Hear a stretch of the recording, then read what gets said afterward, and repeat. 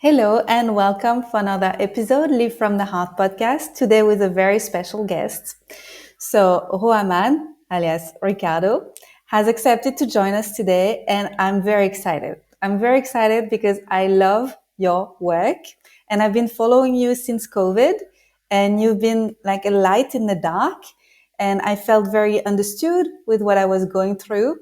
And then I saw you, I moved to Costa Rica because the country was open. And I remember my husband said, I'm pretty sure I saw this singer that you love on the beach.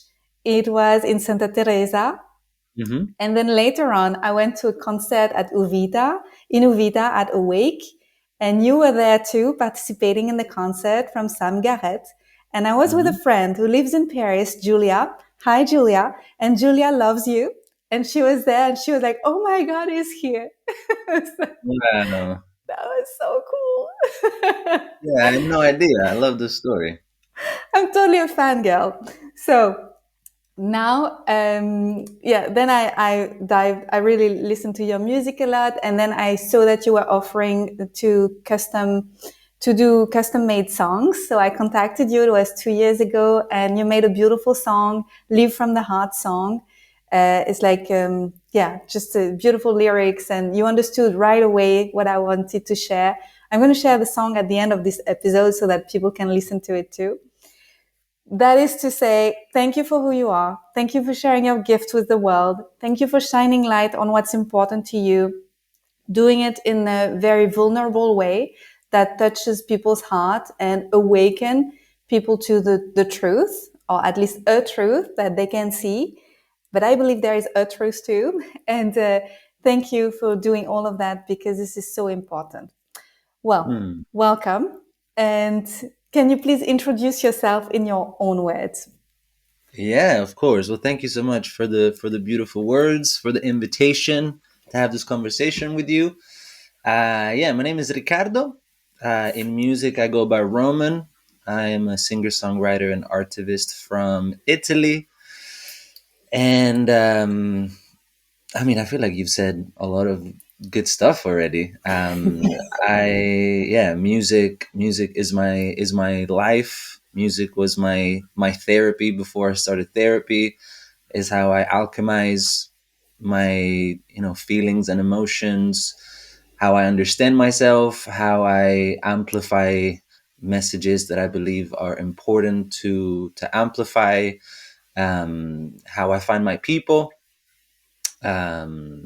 Yeah, and it's amazing to know that for you the first connection was 4 years ago for the songs I was writing for COVID, and then we were connected in Costa Rica. Now you're in Bali, I'm in Italy, and we're chatting. So I love how all this happened because of music. And so that's why I've over 10 years ago now I've decided to devote my life to music, and I don't regret it one bit.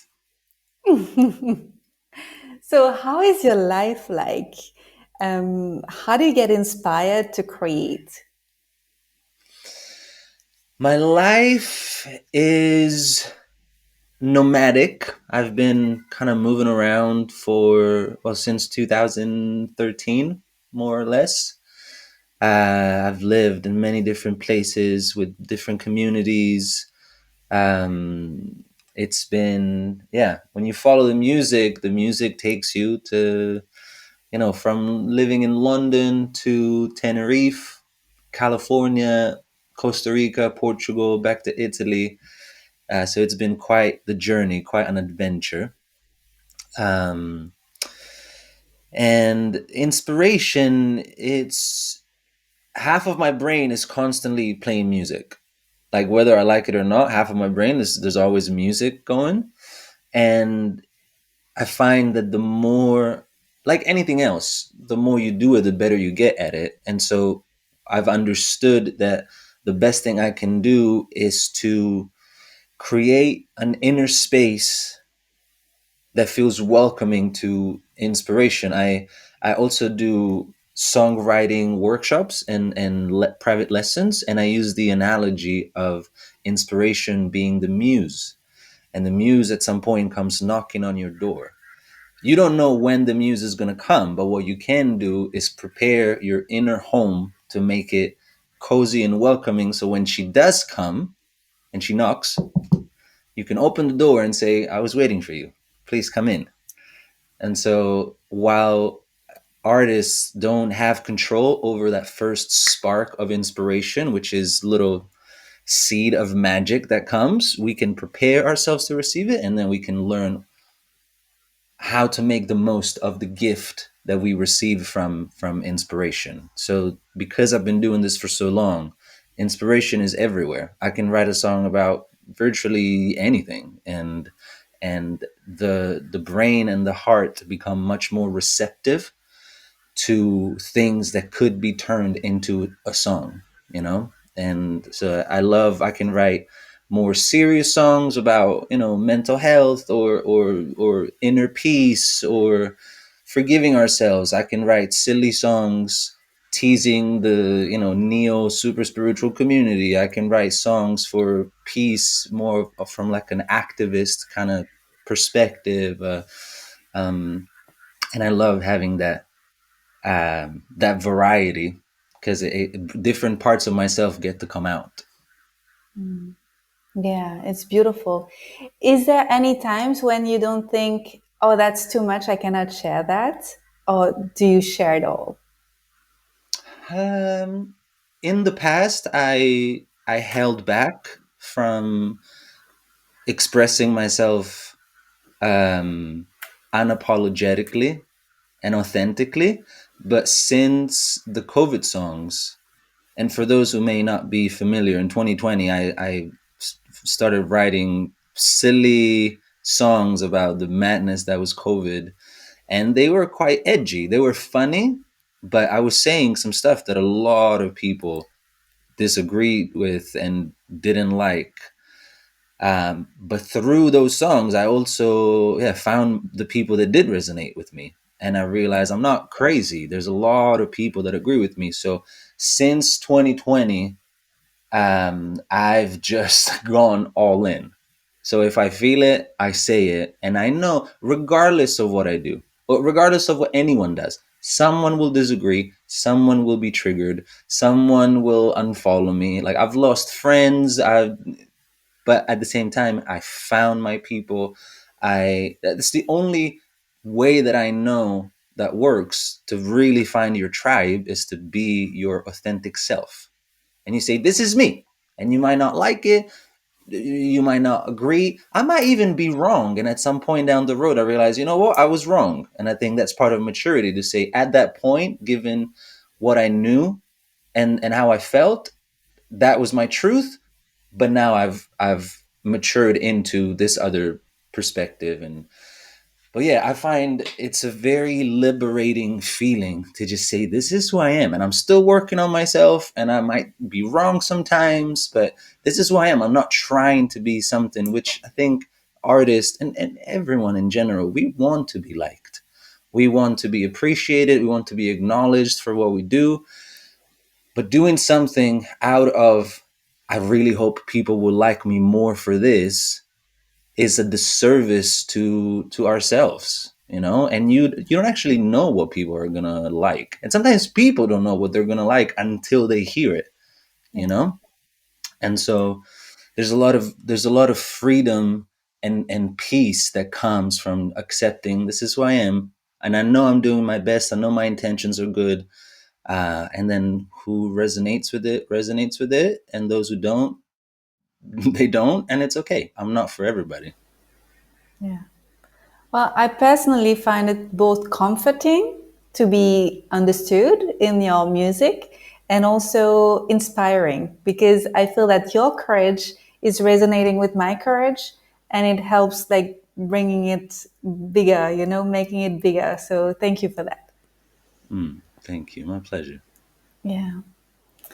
Um, how do you transform what happens to you? Because I've also seen you express how sometimes you have periods of suffering in your life.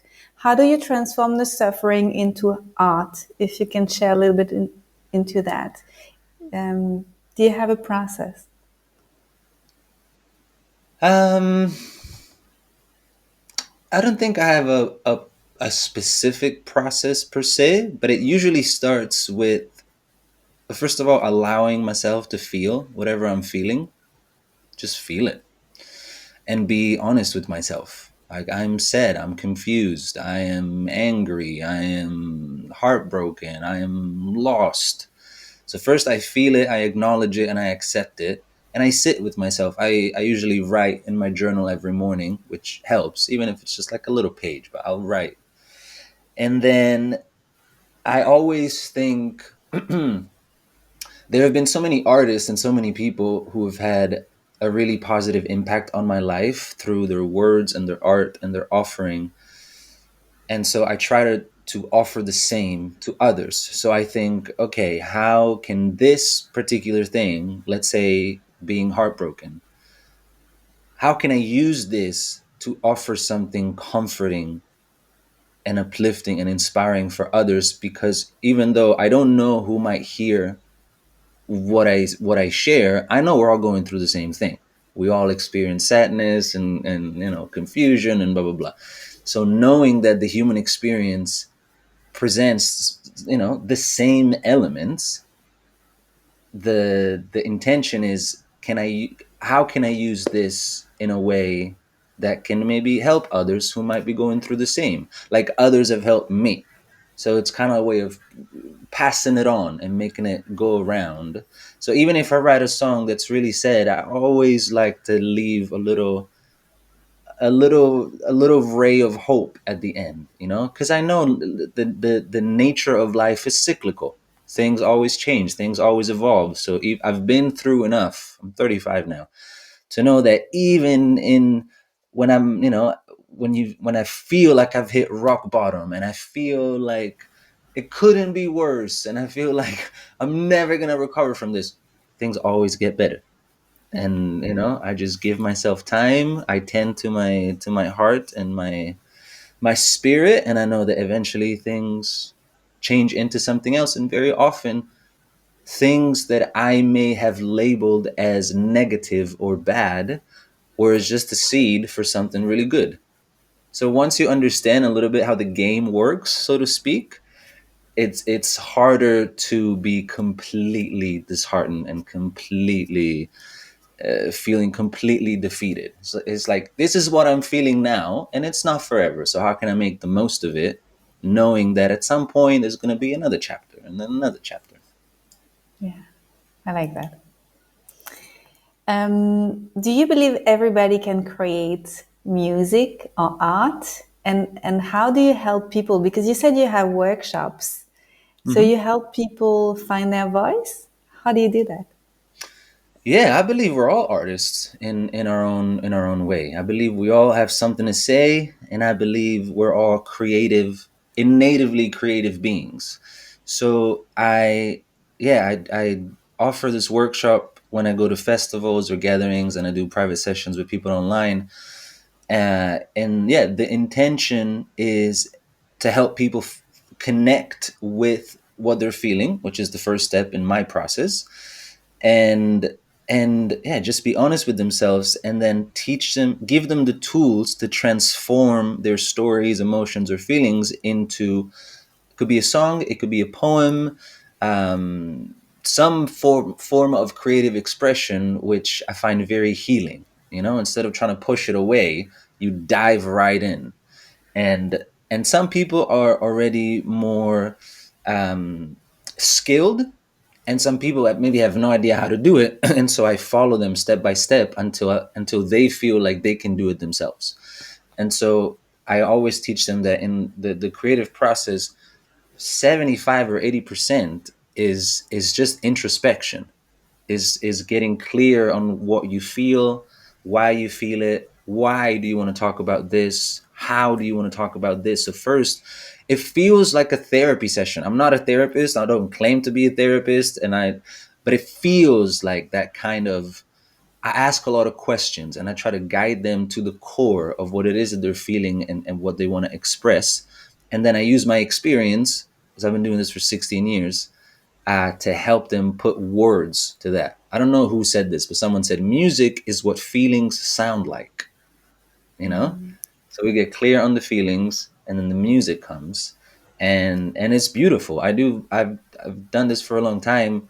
It's very common when I offer the workshop at festivals that sometimes in the same day, sometimes the day after, someone runs to me and say, I wrote my first song, or I was stuck and I couldn't figure out how to move forward. And then because we have all these ideas of like, I'm not creative, I can't do this because I don't have the, but they're just limiting beliefs that we make real because we believe them. The moment someone says, no, you most definitely can, and this is how you do it, then something clicks.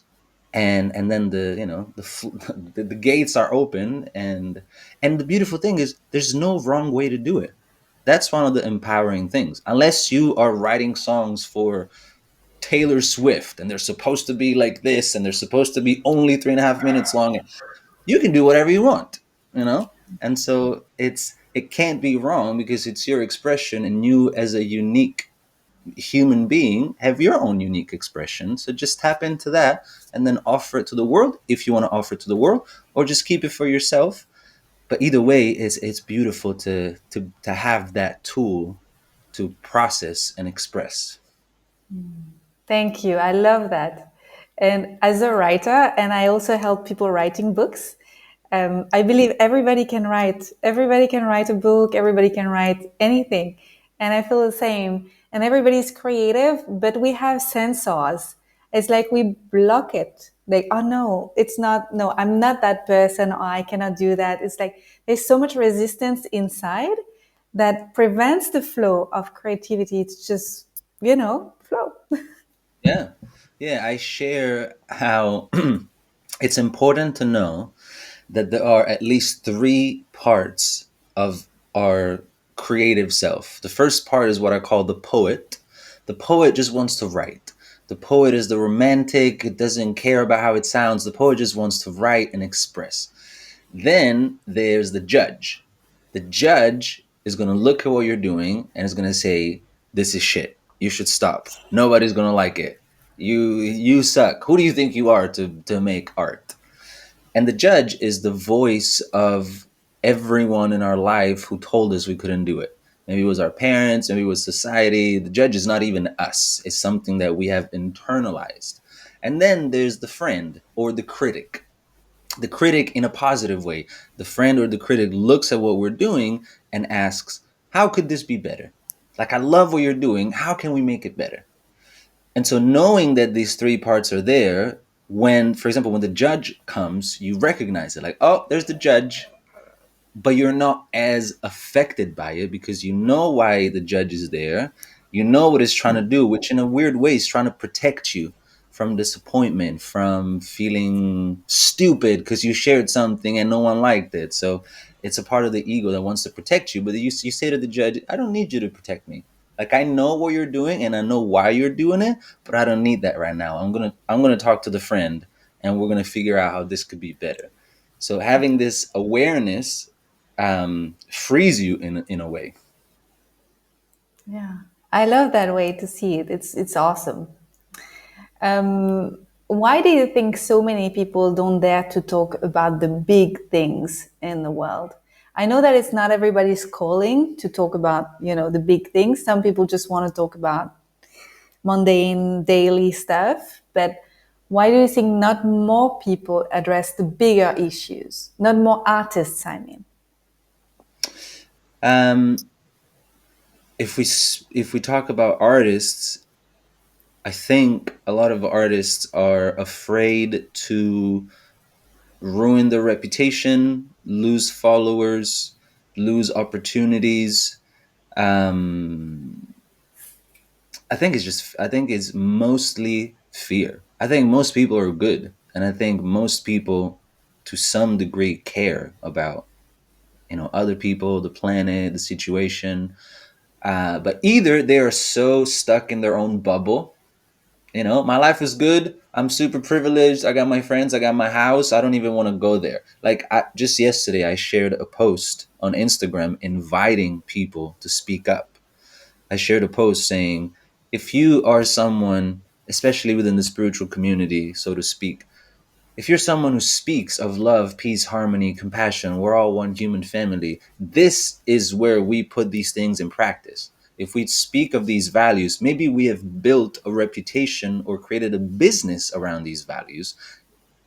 This is where we show up and show, Yeah. and not even show people, but this is where we live, where we walk the talk. How can you be silent in the face of so much pain and suffering when you speak of these things, in your own little bubble? So maybe some people are just stuck in their bubble and they have this idea. Some of the comments make me go, what? Like, oh, we don't speak of these things because it lowers our vibration. How selfish is that? And Yeah. how weak are you spiritually to not be able to open your heart and feel your heart breaking? Because if you open your eyes to what is happening in the world, your heart will break in a million pieces every day. Of course, nobody wants that. I don't want my heart to break every day. But one of my favorite teachers, Ramdas, says we need to learn how to keep our heart open in hell and still do what we got to do. So it's a way to embrace the light and the darkness. Yes, the world is beautiful and magical and wonderful, and people are great, and all these amazing things. And there's so much shit happening. There's corruption. There's blah blah blah blah blah blah. Yeah. So yeah, either people are in their bubble and they are so focused on protecting their own peace and their own well-being that they can't even look at all the shit, or they do see it and they do feel it, but they're too afraid to, yeah, either ruin their reputation, lose followers, lose likes, lose opportunities, which is true. This will happen. I've repeatedly, whether I speak of COVID or the Middle East or whatever it is, sometimes I say uncomfortable things that people don't want to hear, and people are upset. People are triggered. How can you say this? Who do you think you are? You are so wrong. You are making it worse. Like, everybody has their own interpretation of what is happening. But I accept that, and my priority is to remain in integrity with myself as long as I feel like I'm doing what I believe is right. And whoever has ears to hear it will hear it, and others won't. And yeah, I've lost friends, probably lost opportunities. I've been judged, criticized, ridiculed. But it doesn't matter. It doesn't matter. It sucks a little bit, especially in the beginning if you're not used to it. But I feel like it's more important, especially if you have a platform, especially if people listen to you, especially if people look up to you, to use your platform, whatever that might be, for something greater than yourself, and not Yeah. just be, exclusively focused on your well-being, your business. Like, it's such a limiting and disempowering way to live your life. If you can do something, you should. Amen. I agree with that. In 2020, so I don't know if you know, I'm a naturopath. And in 2020, when everybody was talking about health, in the way they were talking about health, I was thinking, oh, that's pretty obvious that everyone who works in natural medicine will stand up and say, this is bullshit. There are so many ways to heal. There is not only one injection, which is full of, Yeah. poison that's going to do something for you. So I was so confident at the beginning. I thought, oh, we're so many now. We're Hmm. going to we're going to do something. And a lot of the people around me didn't do anything. And instead of just, getting back into my shell, I did the opposite and I went all in, and I spoke really, really loudly about it. And it was hard at the beginning, but then it was freeing, just like you said. It was really freeing to speak my truth. And then I found the others, and later on, people came back to me. A lot of people wrote me later down the road, like a year later, 2 years later, and they said, I'm sorry. I was not ready to see. I was not ready about the consequences, opening this folder and then discovering there is another lie and then another lie. And sometimes we just light up the path for people to see, but they don't want to see. And then they get upset. But then later they say, oh my God, okay, I know what she meant now. And I'm also upset and I'm also willing to do something about it. Mhm. So it takes courage to open doors to see. Yeah. Yeah. And I want to encourage anyone who feels like they want to speak up about whatever it is that feels important to you. I want to encourage you to do it and not be afraid, because yes, you might lose some friends. Yes, you might upset some people. Yes, you might lose opportunities, whatever it is. But at the same time, you will find more people who are aligned with your thoughts and feelings and appreciate you for who you are, not who you're trying to be or who you wish you were. They see you and they appreciate you. More opportunities will come. So whenever something is lost, it's making space and it's creating room for something else to come, which is more aligned with who you really are. And so yes, I was thinking about, Jesus didn't say the truth will make you happy. He said the truth will set you free, You're free. you know? And we want to be free as individuals, as a collective, as a family. So yes, the process is uncomfortable, can be uncomfortable, can be very challenging, but it gets better. It gets easier the more you do it. When I first was posting about COVID, I don't know if you know this, probably not, because we never really spoken this way, but when I shared my first COVID song, this is a perfect example of what I'm saying. When I first shared the COVID song, it was, I think, May 2020 or June 2020. And I had about 2,000 followers on Instagram. And I was just really angry. I was upset. I was confused. So I wrote this song for me. Like, I needed to write that song. And I posted it on Instagram thinking, whatever, nobody's going to see it. It makes no difference. I put it on Instagram. I check Instagram a few hours later and I had 10,000 followers. And I freaked out. I genuinely freaked out because I thought, oh my God, like all these people have found me while I'm saying the most controversial thing that I could possibly say right now. And yeah, I really freaked out. And before I got to 10,000 followers, I had lost like 1,000. But I didn't see that process because I wasn't on Instagram. Then I went back. And it didn't feel good. It felt like, oh my God, should I delete it? I was going through all the comments being like, what is this person saying, what does this person say, what is this, and every comment I would have an emotional reaction to it. Oh my God, maybe they're right. Oh my God. That doesn't happen anymore, meaning like I post something, I feel so um unaffected by the negative comments and the positive comments. Of course, I appreciate the positive comments. But the more you do it, the more you become confident in who you are, the more you feel grounded in your being and in what you're doing, that the outside doesn't feel that important. Of course, I like when people agree with me. I like to be applauded. I like it feels good, but it doesn't either way, it doesn't change what I'm doing and why.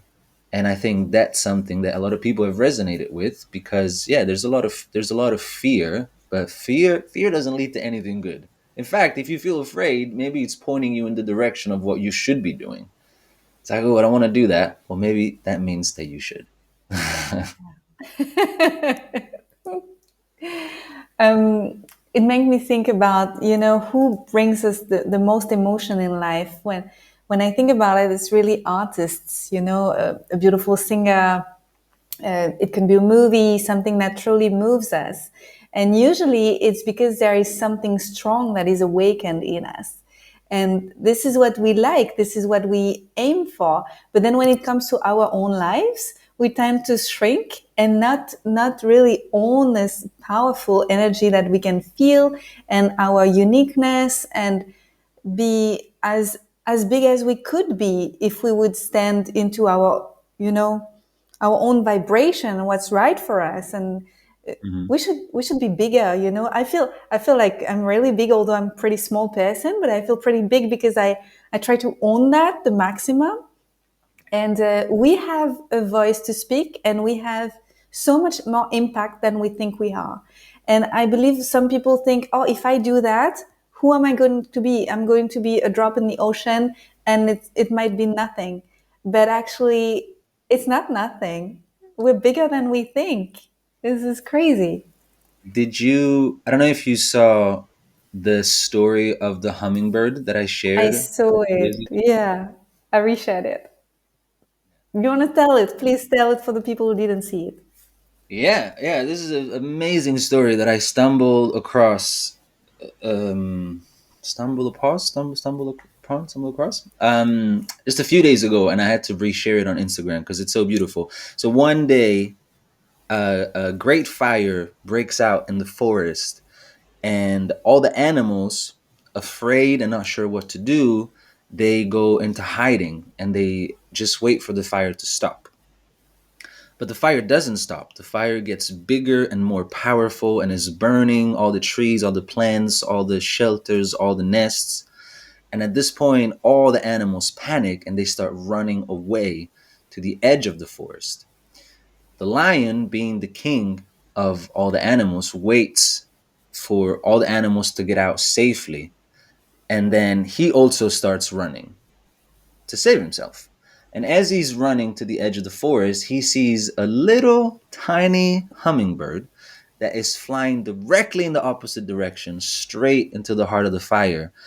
And the lion is very confused, so he roars at the hummingbird and he roars, "What are you doing?"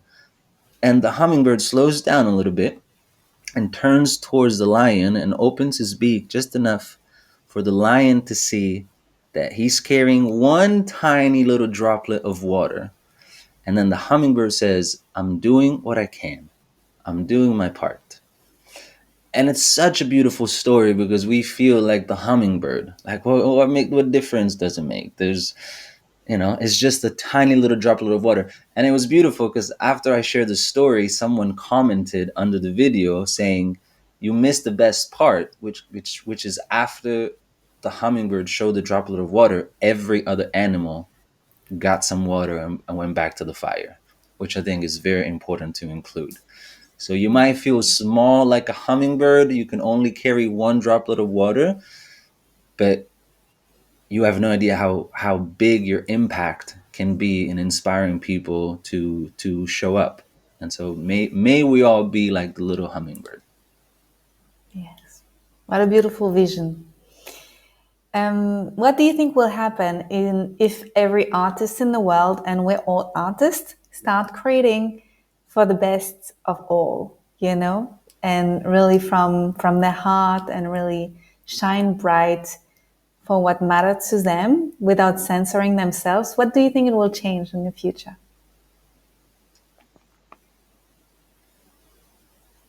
I mean, I definitely believe the world needs more artists. I think it would be a better world. It would be um it's funny because the first thing I want to say is everything will be better, which it might. But I also have to acknowledge that, the nature of duality, there are people who want to do good. Good exists. And if good exists, it means that the opposite of good exists. And so, not to be pessimistic, I try to be optimistic, but just because someone is making art doesn't mean that doesn't mean that they're, I don't know, they see the truth that I am seeing, you know? So it might be it might be a battle of the artists. There Those was who a lot of songs about the vaccine being a good thing. exactly. So I don't, when people say peace on earth and everybody's going to live in peace, I don't think that's realistic because it's not the nature of this reality to for everybody to agree on one thing. There will always be disagreement, there will always be some type of tension or conflict. I think we need to accept that. I think we can only do what we can do, and yeah, hopefully the more we do it and the more we're in touch with our understanding of the truth and the more we are kind to one another and care for each other and care for the planet and put the collective first while taking care of ourselves. But it's the ubuntu concept, hopefully more and more and more and more light will come through. And so it's not a matter of tomorrow or next month of next year, but we're planting the seeds, I think, for also future generations. And the children that are being born now to more conscious parents, like who knows what they're going to do. And so it's a marathon, to not be discouraged that things are not going to change tomorrow, but it's a marathon.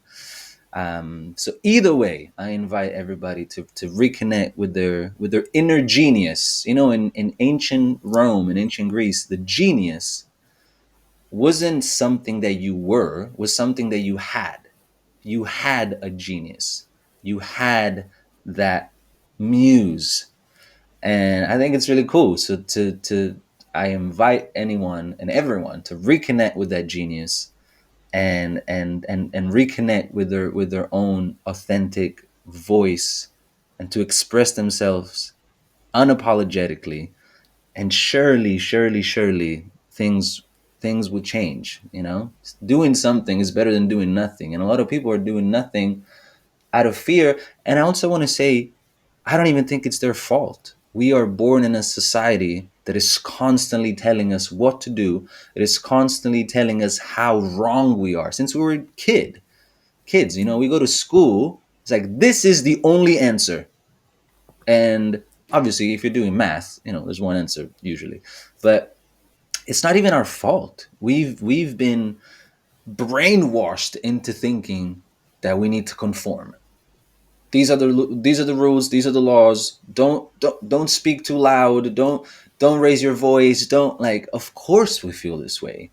So I understand. I'm not judging people for feeling the way they do, because our whole society has been engineered to kill our spirit. And so it's also a kind of revolutionary act to reclaim that spirit, to reclaim our voice, to reclaim our right to express ourselves, and to come together and to say, you know what, how we've been doing things, I don't want to be a part of that. I want to create. We're not even fighting against the old. We're creating the new. It's a beautiful quote by maybe Buckminster Fuller. I forget. It says, we don't fight against the old. We're creating the new until the old will feel obsolete. This is not the exact quote, but it's something along the lines. As if you fight the old, it's exhausting. Let's build the new, and then hopefully people will realize, whoa, this new is so much better than the old. And naturally, slowly, but naturally, more and more people will come to this new, what people call the new earth, this new reality that we're trying to create. So we need as many people as possible to show up and participate.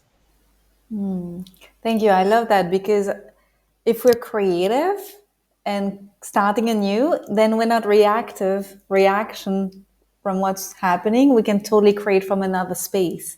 Because if we react, we keep perpetrating what's happening. But if we create, this is so much more beautiful. Yeah, absolutely. Yeah. Awesome.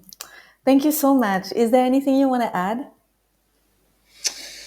Is there anything else I want to add? Go listen to my new album. Yes.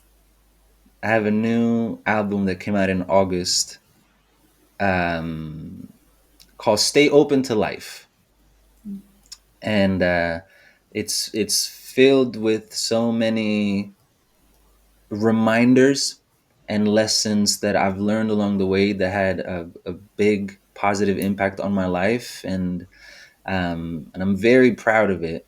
And I'm very proud of it. And I know there's a lot of reminders that I definitely needed to hear along the way, and I still need to hear sometimes. So if people are feeling confused or lost or alone or disheartened or afraid, um, there's a lot in that album that I am sure will help. And it's wonderful. I will share the links of your website and maybe also your Spotify link or something like that for people to find it easily.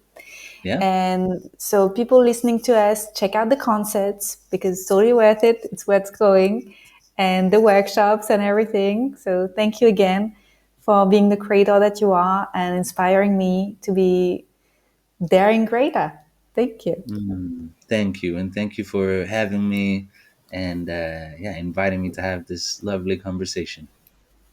My pleasure. So if you're listening now, we're going to put the song, Live from the Heart. We're going to Mhm. make it happen for you. And if you've enjoyed this episode, please share it to your community and friends and freedom lovers and creative people. Thank you Uh-huh. again, and I'll see you in a future episode. Bye bye.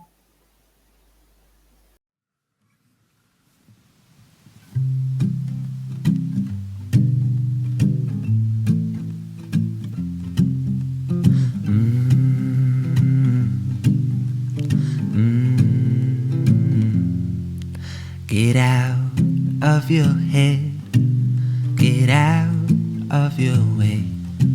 Forget what's been said, and do not be afraid to open up the window, the one you have inside. Play your music, learn to use it, and let people see your light. But most of all, live from the heart. Doesn't matter what they say. Give from the heart. Believe and let go. Let your heartbeat lead the way.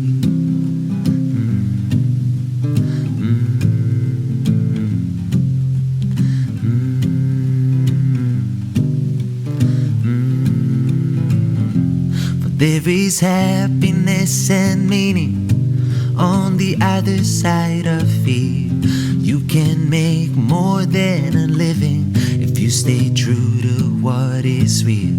Now make room for new beginnings where all your dreams are within reach. If you listen to your feelings and learn from what they teach, but most of all, live from the heart. Doesn't matter what they say. Give from the heart. Believe and let go. Let your heartbeat lead the way.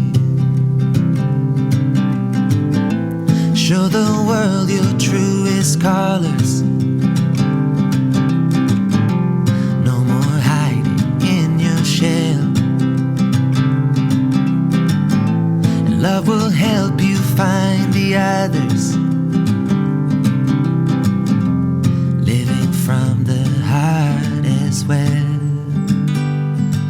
So live from the heart. Doesn't matter what they say.